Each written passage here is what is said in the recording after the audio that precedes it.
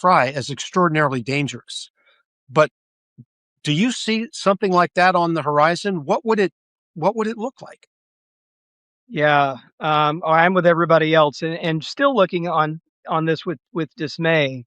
But if you look at the run up to the Civil War, in the 19th century, um, you it's worth remembering that like one of the things you had was actually these splits in all kinds of civic organizations, North and South. So it wasn't just political. Like almost every Protestant denomination, Christian denomination in the country, for example, split into Northern and Southern factions over this issue of slavery. So I think we're going to see more and more of that. Like, just give you one example.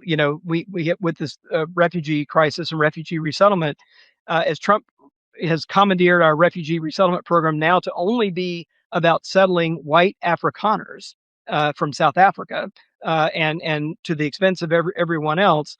The Episcopal Church actually refused to participate, who's long been using to resettle refugees. They actually closed their entire program down rather than be complicit in that. So we're already seeing, I think, some moves, right, and even breaks within the Christian world to that. I think we may be heading for some very difficult days, and I don't think we're going to be able to kind of paper over this because, in many ways, what's happening Do here you is mean actual violence, or do you oh just yeah, I mean mean very, very intense